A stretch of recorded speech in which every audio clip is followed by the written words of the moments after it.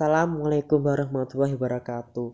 Baiklah, saya Denny Margono, perwakilan dari kelompok 3 akan menyampaikan hasil analisis jurnal yang berjudul Perencanaan dan Sistem Manajemen Pembelajaran karya Nana Surya Permana. Yang pertama yaitu pada bagian abstrak. Pada bagian abstrak di sini membahas mengenai perencanaan dan pembelajaran. Perencanaan adalah menyusun langkah-langkah yang akan dilaksanakan untuk mencapai tujuan yang telah ditentukan. Perencanaan mengandung rangkaian putusan yang luas dan penjelasan dari tujuan, penentuan kebijakan, penentuan program, penentuan metode, dan prosedur tertentu dari penentuan kegiatan berdasarkan jadwal sehari-hari. Sedangkan pembelajaran adalah sebagai suatu proses yang dilakukan oleh para guru dalam membimbing, membantu, dan mengarahkan peserta didik untuk memiliki pengalaman belajar. Selanjutnya pada pembahasan. Pembahasan yang pertama mengenai konsep perencanaan. Menurut Majid, konsep perencanaan pembelajaran dapat dilihat dari beberapa sudut pandang, yaitu yang pertama, perencanaan pengajaran atau pembelajaran sebagai teknologi. Yang kedua, perencanaan pembelajaran sebagai suatu sistem.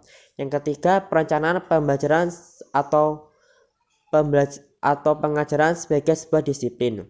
Yang keempat yaitu perencanaan pembelajaran sebagai sains. Yang kelima yaitu perencanaan pembelajaran sebagai proses, dan yang terakhir yaitu perencanaan pembelajaran sebagai realitas. Pembahasan yang kedua yaitu mengenai sistem pembelajaran yang efektif. Menurut Sanjaya, bahwa yang dimaksud dengan sistem adalah satu kesatuan komponen yang satu sama lain saling berkaitan dan saling berinteraksi untuk mencapai suatu hasil yang diharapkan secara optimal sesuai dengan tujuan yang telah ditetapkan. Menurut Sanjaya ada 3 karakteristik sistem, yaitu yang pertama, setiap sistem memiliki tujuan. Yang kedua, setiap sistem mengandung suatu proses. Dan yang ketiga, proses kegiatan dalam sistem selalu melibatkan berbagai komponen atau unsur-unsur tertentu. Berikut ini merupakan faktor-faktor yang dapat mempengaruhi sistem pembelajaran. Antara lain yaitu yang pertama itu ada faktor guru, yang kedua faktor siswa, yang ketiga itu ada faktor sarana dan prasarana, dan yang keempat itu ada faktor lingkungan. Pembahasan yang ketiga yaitu mengenai pengembangan manajemen pembelajaran. Berikut faktor-faktor yang dapat mengembangkan manajemen pembelajaran sebagai berikut. Yang pertama yaitu mengenali faktor-faktor yang ada di kelas, menciptakan lingkungan yang dapat meningkatkan kerja siswa untuk mencapai prestasi yang baik. Dimulai dengan mengenali dan menganalisa faktor-faktor siswa dan juga guru untuk melihat keberhasilan dan kegagalan siswa. Yang kedua yaitu merencanakan lingkungan kelas. Dalam perencanaan kelas ini, guru harus mempertimbangkan dan memilih kegiatan-kegiatan yang akan membuat lancarnya proses pembelajaran siswa dalam meningkatkan belajar pada serambi kognitif siswa. Yang ketiga yaitu mengembangkan siasat pembelajaran di kelas. Banyak siswa yang terkurung dan terjerat kegagalan dalam proses belajar sehingga hasilnya menurun bahkan cenderung prestasinya tidak baik. Selanjutnya saya akan menyampaikan kesimpulan pada jurnal ini. Langkah dan siasat pembelajaran tersebut di atas dimungkinkan dapat meningkatkan prestasi belajar siswa, yang tentunya kemampuan guru juga dituntut untuk menciptakan siasat-siasat yang lain yang dianggap mampu meningkatkan hasil belajar siswa karena walau bagaimana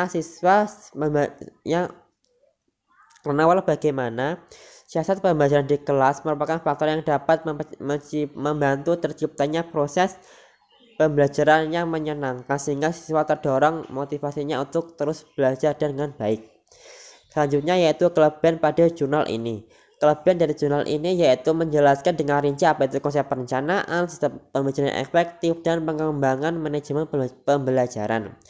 Selanjutnya yaitu kekurangan pada jurnal ini. Pada jurnal ini tidak terdapat kekurangan yang signifikan karena pada jurnal ini segala informasi dan data-data yang dilampirkan sudah sesuai dan tepat, semuanya diuraikan dengan baik dari masalah dan sampai pada penyelesaian dan kesimpulan disampaikan dengan baik sesuai dengan pandangan. Selanjutnya yaitu daftar pustaka. Untuk daftar pustaka pada jurnal ini telah ditulis runtun, rapi, dan sesuai dengan tata cara penulisan daftar pustaka yang telah diatur. Itulah yang dapat saya sampaikan mengenai hasil analisis jurnal dari kelompok kami. Saya ucapkan terima kasih dan saya akhiri. Wassalamualaikum warahmatullahi wabarakatuh. Prestasi yang baik dimulai dengan mengenali dan menganalisa faktor-faktor siswa dan juga guru untuk melihat keberhasilan dan kegagalan siswa. Yang kedua yaitu merencanakan lingkungan kelas. Dalam perencanaan kelas ini, guru harus mempertimbangkan dan memilih kegiatan-kegiatan yang akan membuat lancarnya proses pembelajaran siswa dalam meningkatkan belajar pada rambi kognitif siswa. Yang ketiga yaitu mengembangkan siasat pembelajaran di kelas. Banyak siswa yang terkurung dan terjerat kegagalan dalam proses belajar sehingga hasilnya menurun bahkan cenderung prestasinya tidak baik. Selanjutnya saya akan menyampaikan kesimpulan pada jurnal ini. Langkah dan siasat pembelajaran tersebut di atas dimungkinkan dapat meningkatkan prestasi belajar siswa, yang tentunya kemampuan guru juga dituntut untuk menciptakan siasat-siasat yang lain yang dianggap mampu meningkatkan hasil belajar siswa karena walau bagaimana siasat pembelajaran di kelas merupakan faktor yang dapat membantu terciptanya proses pembelajaran yang menyenangkan sehingga siswa terdorong motivasinya untuk terus belajar dengan baik. Selanjutnya yaitu kelebihan pada jurnal ini. Kelebihan dari jurnal ini yaitu menjelaskan dengan rinci apa itu konsep perencanaan, sistem pembelajaran efektif, dan pengembangan manajemen pembelajaran. Selanjutnya yaitu kekurangan pada jurnal ini. Pada jurnal ini tidak terdapat kekurangan yang signifikan karena pada jurnal ini segala informasi dan data-data yang dilampirkan sudah sesuai dan tepat, semuanya diuraikan dengan baik dari masalah dan sampai pada penyelesaian dan kesimpulan disampaikan dengan baik sesuai dengan pandangan. Selanjutnya yaitu daftar pustaka. Untuk daftar pustaka pada jurnal ini telah ditulis runtun, rapi, dan sesuai dengan tata cara penulisan daftar pustaka yang telah diatur. Itulah yang dapat saya sampaikan mengenai hasil analisis jurnal dari kelompok kami. Saya ucapkan terima kasih dan saya akhiri. Wassalamualaikum warahmatullahi wabarakatuh.